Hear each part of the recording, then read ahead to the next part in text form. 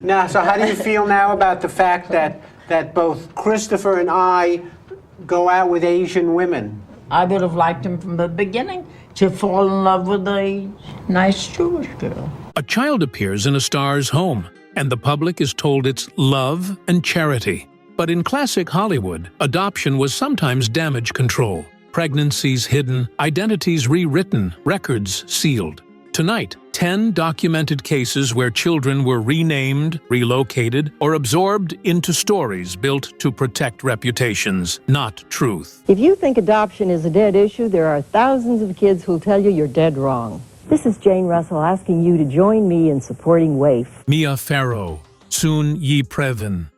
Sun-Yi Previn was adopted by Mia Farrow and her then-husband, Andre Previn, in 1978. Raised in a large household that included both biological and adopted children, she grew up largely outside the public spotlight.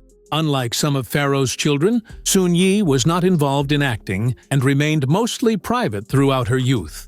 In the early 1990s, it became public that Sun-Yi, then a young adult, was in a romantic relationship with Woody Allen, Mia Farrow's long-term partner. Although Allen was neither her adoptive nor legal parent, the disclosure triggered an international scandal. The relationship was lawful, but it profoundly disrupted public assumptions about family boundaries and raised lasting ethical questions concerning power, proximity, and trust within complex adoptive family structures. Sun-Yi later married Allen and publicly defended the relationship, while Farrow described the discovery as a devastating personal betrayal.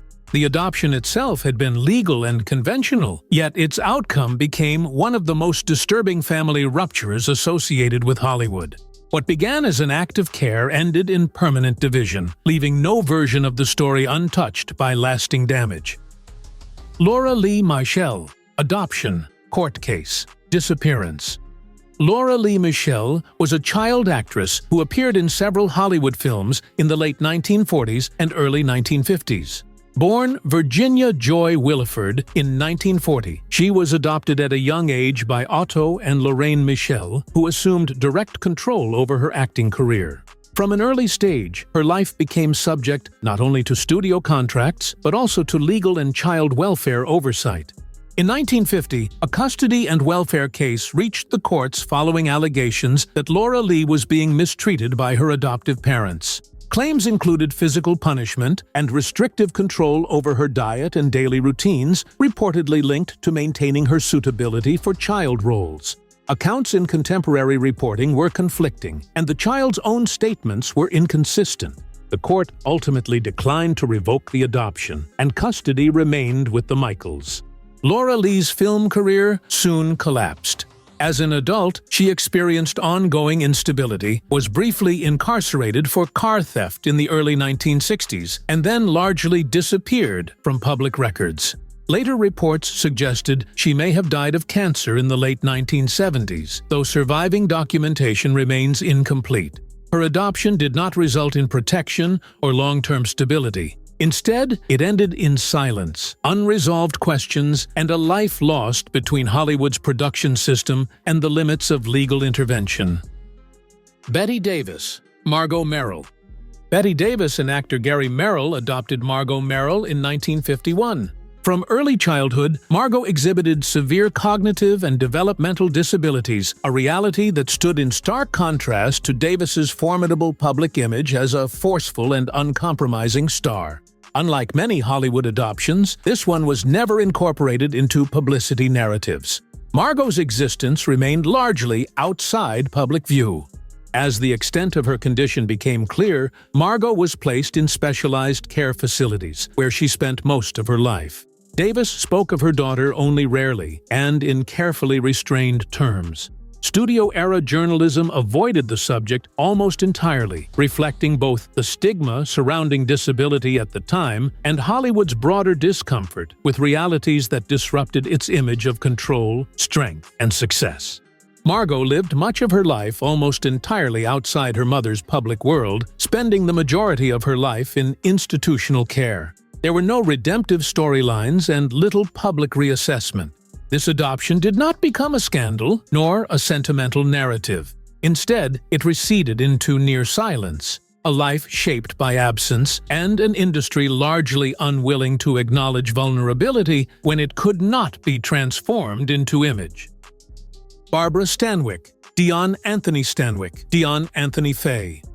Barbara Stanwyck adopted a baby boy, Dion Anthony Fay, in 1932 while married to actor Frank Fay. Publicly, the adoption aligned with the studio-preferred image of stability. A successful actress, a respectable household, and a child symbolizing domestic normalcy. Beyond brief announcements, the press devoted little attention to the matter. From the outset, the child's life was treated as private and deliberately kept separate from Stanwyck's carefully managed public persona. The marriage ended a few years later, and custody arrangements became increasingly unsettled. Biographical accounts indicate that Stanwyck's relationship with Dion grew distant as he entered adolescence. He spent extended periods living away from her, and regular contact diminished. Unlike many celebrity children of the era, he was never incorporated into her public image or presented as part of her professional legacy. In adulthood, Dion distanced himself from his adoptive mother and avoided public association with her. He rarely spoke publicly, but available biographical accounts suggest that a sustained emotional bond never fully developed. In this case, adoption functioned primarily as a legal arrangement without lasting emotional continuity. A child formally accepted, then quietly removed from the narrative once he no longer fit the structure of the star's life. Jane Russell, International Adoptions, Legal Chaos. Jane Russell publicly promoted adoption as a moral and religious mission. In the 1950s, following her own experience as an adoptive mother, she founded the World Adoption International Fund, Waif, presenting it as a humanitarian initiative intended to place children from abroad into American homes. Russell spoke frequently about faith, compassion, and moral responsibility, framing international adoption as a personal obligation and a moral cause. In practice, the organization became entangled in legal and ethical complications. Waif operated during a period when international adoption lacked consistent regulation, leading to unclear documentation, disputed parental consent, and cases in which children were transferred across borders without uniform legal safeguards. Several adoptions associated with the organization resulted in court challenges and government scrutiny, revealing systemic vulnerabilities rather than isolated administrative failures. These cases formed part of a broader era of controversy that increased public and institutional attention to international adoption practices. Russell maintained that her intentions were sincere, and no evidence suggests she personally profited from the operation. Nevertheless, the consequences were significant. Families were separated, children were left in prolonged legal uncertainty, and the idealized narrative of humanitarian rescue gave way to bureaucratic confusion and lasting harm. Even when driven by conviction and goodwill, adoption proved capable of producing irreversible damage. Mary Pickford, Ronald and Roxanne. Mary Pickford was internationally celebrated as America's sweetheart, a symbol of innocence, optimism, and emotional warmth during Hollywood's formative decades. When she and her husband Buddy Rogers adopted two children, Ronald in 1943 and Roxanne in 1944, the press presented the adoptions as a natural extension of her carefully cultivated public identity. They were widely framed as reassuring national stories of domestic harmony and moral stability. Biographical sources and later testimony from the children describe a markedly different private environment. Pickford maintained strict discipline and high behavioral standards, while emotional expression within the household was tightly controlled. Affection was limited, criticism frequent, and the children were expected to conform closely to the idealized family image associated with her public persona.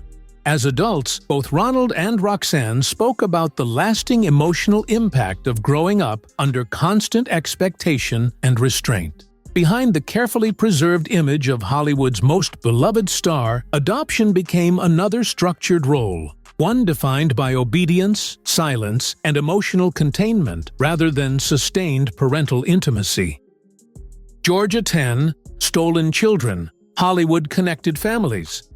Georgia Tann was not an actress, but her influence extended deep into the social world surrounding Hollywood. As head of the Tennessee Children's Home Society from the 1920s until 1950, she built a nationwide adoption operation that placed infants and young children with wealthy and well-connected families across the United States. These adoptions were presented publicly as legal and charitable. In practice, many children were taken from poor or vulnerable mothers through deception, falsified consent documents, or removal under coercive or misleading circumstances. Later investigations uncovered extensive manipulation of records. Birth certificates were altered, original identities erased, and biological parents were falsely informed that their children had died. Adoption fees were quietly collected, cases were expedited through cooperative or insufficiently scrutinized court processes, and oversight by social services was minimal or compromised. Adoptive households included politicians, members of the legal system, and families with connections to the entertainment industry, though many identities were sealed or deliberately obscured. The system relied on silence, social respectability, and the prevailing belief that affluent homes were inherently superior. When the operation finally became the subject of public investigation in 1950, after years of ignored complaints, Georgia Tann died before criminal charges could be pursued. Thousands of adoptees were left with fabricated identities and no reliable access to their origins. This was not an isolated abuse, but an industrial-scale rewriting of family histories, one that functioned openly for decades while authorities and society failed to intervene. Barbara Marr, her son, Zasu Pitts. Barbara Marr was a major silent-era star whose career rose rapidly and collapsed just as quickly. By the mid-1920s, tuberculosis, addiction, and financial instability had left her gravely ill before the age of 30. Estranged from her husband and facing imminent death, she became increasingly concerned about the future of her young son. Shortly before her death in 1926, Marr arranged for the child, legally known as Marvin Carville Marr, to be permanently adopted by fellow actress Zasu Pitts and Pitts' husband Tom Gallery. This was a full legal adoption, not a temporary guardianship. Following the adoption, the boy's name was changed to Donald Michael "Sun-Yi" Gallery. Newspapers framed the arrangement as an act of generosity between friends. Rarely examined was the finality of the decision. The child lost his mother, his surname, and his public association with Barbara Marr simultaneously. In public records and later press coverage after 1926, he was more often identified solely under his adopted name.